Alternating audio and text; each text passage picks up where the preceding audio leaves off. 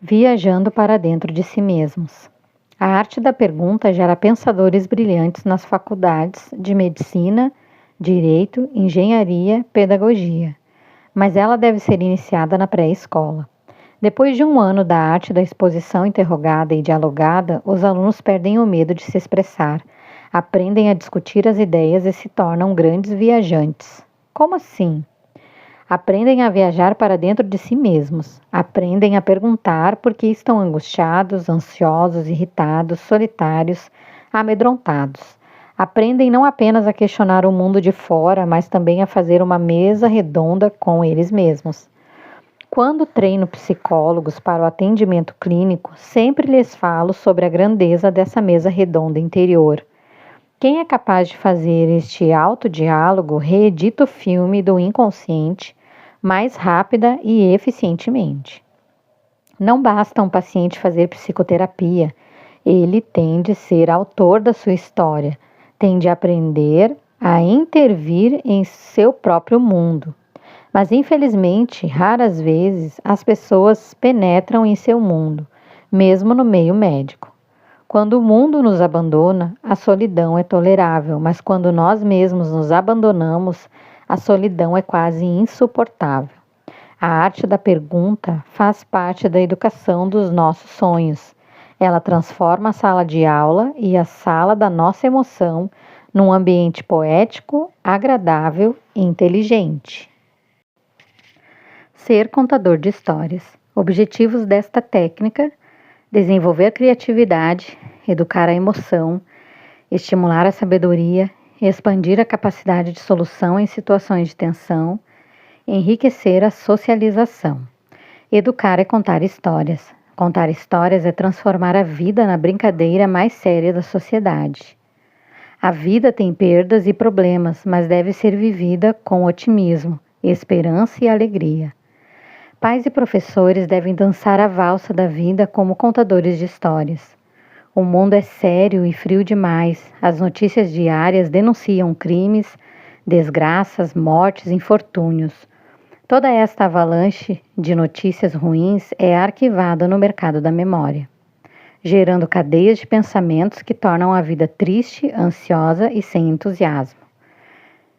Temos de viver com mais suavidade, aprender a rir das nossas tolices, comportamentos absurdos, manias, medos. Precisamos contar mais histórias. Os pais precisam ensinar seus filhos criando histórias. Os professores precisam contar histórias para ensinar as matérias com o tempero da alegria e às vezes das lágrimas. Para contar histórias é necessário exercitar uma voz flutuante, teatralizada, que muda de tom durante a exposição. É preciso produzir gestos e reações capazes de expressar o que as informações lógicas não conseguem. Muitos pais e professores são dotados de grande cultura acadêmica, mas são engessados, rígidos, formais. Nem eles se suportam. Há pessoas que não conseguem contar histórias? Não creio. Dentro de cada ser humano, mesmo dos mais formais, há um palhaço que quer respirar, brincar e relaxar. Deixe-o viver. Surpreenda os jovens. Nossos filhos precisam de uma educação séria, mas também agradável. Abra um sorriso, abrace os jovens e conte-lhes histórias. Gritando dentro do coração, contando histórias suaves. As histórias podem resgatar as histórias. A ficção pode resgatar a realidade. Como assim? Um professor de história nunca deveria falar da escravidão dos negros sem resgatar o período histórico. As informações secas sobre a escravidão não educam, não sensibilizam, não nos conscientizam nem provocam rejeição pelos crimes que nossa espécie cometeu. Quando falar dos negros, o professor de história deveria criar histórias para fazer os alunos entenderem o desespero, os pensamentos, a angústia desses seres humanos por serem escravizados por membros da nossa própria espécie. Nada melhor do que contar uma história real ou criar uma história para levar os alunos a vivenciar o drama da escravidão. Sem esse mergulho interior, a escravidão não gera um sólido impacto emocional, não provoca uma rebelião decisiva contra a discriminação. A morte de milhões de judeus, ciganos e outras minorias não gera comoção, não cria vacinas intelectuais. Outros Hitlers serão produzidos. Falar do conhecimento sem humanizá-lo, sem resgatar a emoção da história, perpetua nossas misérias e não as cura. Contar histórias também é psicoterapêutico. Sabe qual a melhor maneira de resolver conflitos em sala de aula? Não é agredir, dar gritos estridentes ou fazer um sermão. Estes métodos são usados desde a idade da pedra e não funcionam. Mas contar histórias fisga o pensamento, estimula a análise. Da próxima vez que um aluno ou um filho o agredir, leve-o a pensar. Grite dentro dele sendo educado. Grite com suavidade. Conte-lhe uma história. Os jovens poderão esquecer das suas críticas e regras, mas não esquecerão das suas histórias. Humanizar o conhecimento. Objetivos desta técnica: estimular a ousadia, promover a perspicácia, cultivar a criatividade, incentivar a sabedoria, expandir a capacidade crítica, formar pensadores. A educação clássica comete outro grande erro. Ela se esforça para transmitir o conhecimento em sala de aula, mas raramente comenta sobre a vida do produtor do conhecimento. As informações sobre química, física, matemática, línguas deveriam ter um rosto, uma identidade. O que significa isso? Significa humanizar o conhecimento, contar a história dos cientistas que produziram as ideias que os professores ensinam. Significa também reconstruir o clima emocional que eles viveram enquanto pesquisavam. Significa ainda relatar a ansiedade, os erros, as dificuldades e as discriminações que sofreram. Alguns pensadores morreram por defender suas ideias. A melhor maneira de produzir pessoas que não pensam é nutri-las com um conhecimento sem vida despersonalizado. Sou crítico dos materiais didáticos belíssimos que expõem o conhecimento, mas desprezam a história dos cientistas. Este tipo de educação causa aversão nos alunos, não provoca a arte de pensar. Quantas noites de insônia, dificuldades e turbulências eu não passei para produzir uma nova teoria sobre o funcionamento da mente num país que não tem tradição de produzir cientistas teóricos? Produzir uma nova teoria é mais complexo do que fazer centenas de pesquisas, mas nem todos valorizam este trabalho. Quais são meus alicerces intelectuais? Serão os meus sucessos o reconhecimento da teoria e seu uso em teses de mestrado e doutorado? Não. Meus alicerces são as dores que passei, as inseguranças que vivenciei, as angústias que sofri, a superação do meu caos. Por trás de cada informação dada com tanta simplicidade em sala de aula, existem as lágrimas, as aventuras e a coragem dos cientistas. Mas os alunos não conseguem enxergá-las. É tão importante falar da história da ciência e da história dos pensadores quanto do conhecimento que eles produziram. A ciência sem rosto paralisa a inteligência, descaracteriza o ser, o aproxima do nada. Sartre, 1997. Gera homens arrogantes e não homens que pensam. Raramente um cientista causou danos à humanidade. Quem causou os danos foram os que utilizaram a ciência sem consciência crítica. Paixão pela ciência, em busca de aventureiros. Como eu produzo conhecimento sobre a forma como construímos pensamentos, sempre me intrigou observar que um pensador gerava um conjunto de colegas pensadores na primeira geração e na segunda eles escasseavam. Por exemplo, muitos jovens amigos de Freud tornaram-se pensadores, como Jung e Adler. Depois da morte de Freud, muitos de seus seguidores se fecharam para as novas possibilidades de pensamentos. Assim, não expandiram mais suas ideias como fez a primeira geração, apenas as reproduziram ou repetiram. Por que ocorre esse fenômeno inconsciente na ciência? Porque a primeira geração participou da história viva do pensador, sentiu o calor dos seus desafios, das suas perseguições e da sua coragem, e por isso também abriu as janelas da sua inteligência e ousou criar, correr riscos, propor algo novo. A segunda geração não participou dessa história, por isso endeusou e não humanizou o pensador. Claro que há exceções, mas esse mecanismo é universal.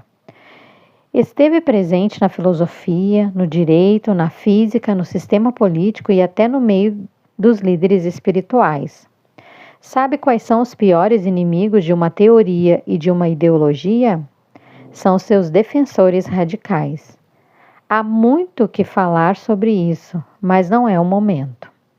Diante disso, afirmo convictamente que humanizar o conhecimento é fundamental para revolucionarmos a educação. Caso contrário, assistiremos a milhares de congressos de educação que não terão efeito intelectual algum. Os alunos, mesmo os que fazem mestrado e doutorado, serão no máximo atores coadjuvantes da evolução da ciência. Creio que 10 a 20% do tempo de cada aula deveriam ser gastos pelos professores com o resgate da história dos cientistas. Esta técnica estimula a paixão pelo conhecimento e produz engenheiros de ideias.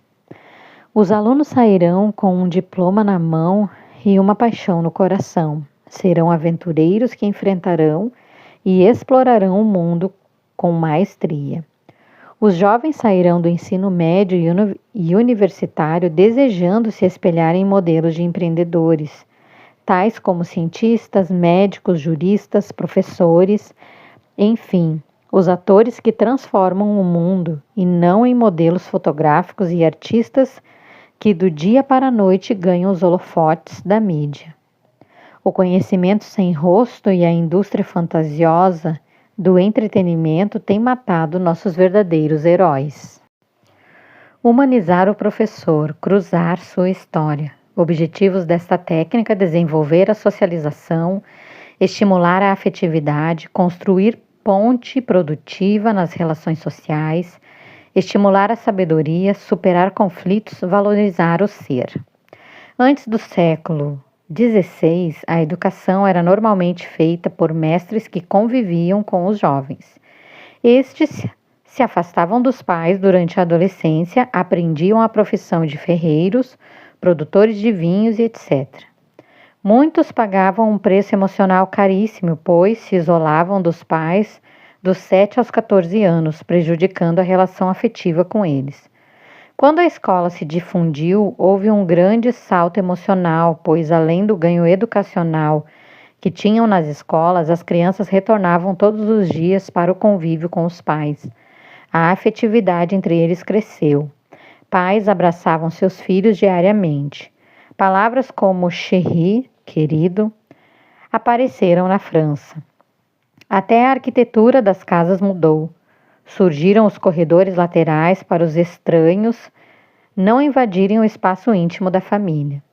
Logo que a escola se difundiu, injetou combustível nas relações sociais. Foi um belo começo. A família era uma festa. Pais tinham tempo para os filhos e os filhos admiravam seus pais. Mas nos séculos seguintes, as relações se distanciaram muito. Hoje, pais e filhos mal têm tempo de conversar e a relação escolar está pior. Professores e alunos dividem o espaço de uma sala, mas não se conhecem. Passam anos muito próximos, mas são estranhos uns para os outros. Que tipo de educação é este que despreza a emoção e nega a história existencial? Os animais não têm história, pois não percebem que são distintos do mundo. Mas o ser humano percebe essa diferença e por isso constrói uma história e transforma o mundo. Freire, 1998. As escolas de pedagogia falham por não estimular seus professores a se humanizarem em sala de aula. É fundamental humanizar o conhecimento e primordial humanizar os mestres. Os computadores podem informar os alunos, mas apenas os professores são capazes de formá-los.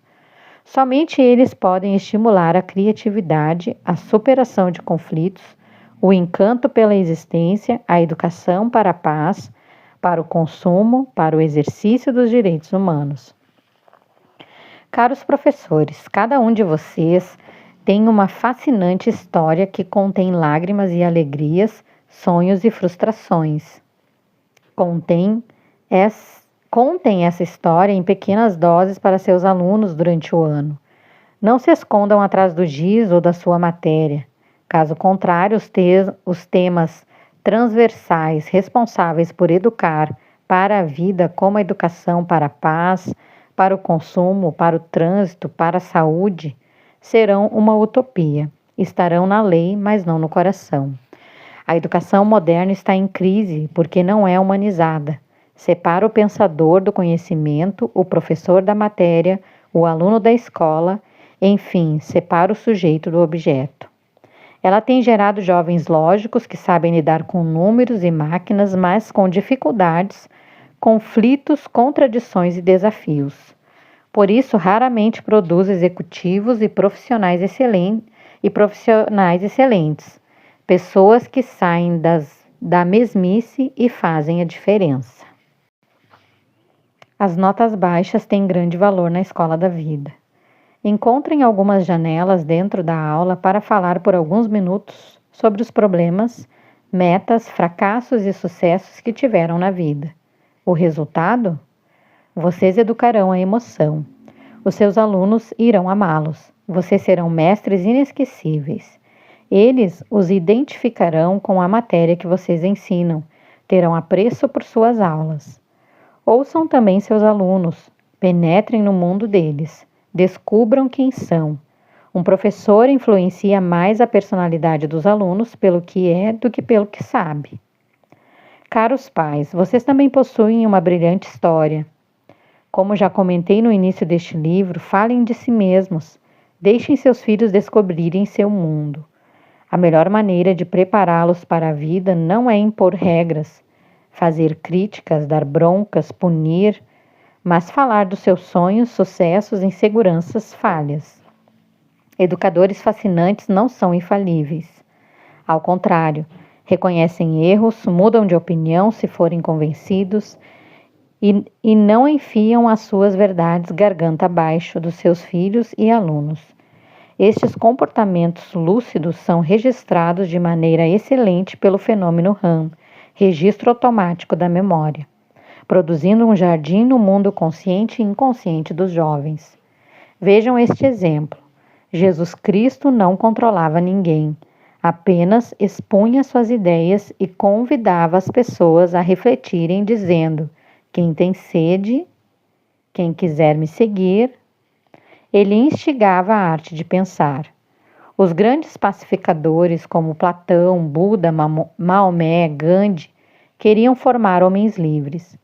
Na escola da vida, as notas baixas nos ajudam mais do que as notas altas. Falhar pode gerar, em certas situações, uma experiência mais rica do que a acertar. Precisamos falar das nossas vitórias, mas também das nossas frustrações. Há muitos jovens deprimidos e fóbicos implorando, com seus gestos e atitudes, que um professor lhe conte uma história que os ajude. Certa vez, uma coordenadora pedagógica de uma grande escola, que assistiu a uma das minhas conferências motivada pela exposição, levantou-se diante da plateia e contou uma história comovente. Disse que há alguns meses uma das alunas a procurara para conversar sobre um problema. A aluna estava visivelmente abatida, mas a coordenadora disse que não tinha tempo naquele momento e adiou a conversa para um outro dia. Infelizmente, não houve tempo, pois a jovem tirou sua vida antes. Nunca alguns minutos foram tão importantes. Quantos conflitos não serão evitados através de uma educação humanizada? Tenho convicção de que os professores que lerem este livro e começarem a entrar no mundo dos seus alunos agressivos, ansiosos ou represados evitarão não apenas muitos suicídios, mas também massacres em que jovens pegam armas e saem atirando em seus colegas e professores. Antes de cometerem esses crimes, os jovens gritaram de diversas maneiras pedindo ajuda, mas ninguém os ouviu. Clamaram, mas ninguém entendeu a sua mensagem. Muitas pessoas já me disseram que o diálogo que mantive com elas evitou que desistissem da vida. Quando nós as ouvimos, elas também se ouvem e encontram seus caminhos. Mas são muitos os que têm medo de ouvir. Não pensem que a prevenção de conflitos seja a atribuição apenas de psiquiatras e psicólogos, até porque é a minoria que procura ajuda psicológica. Os professores podem fazer muito mais do que imaginam.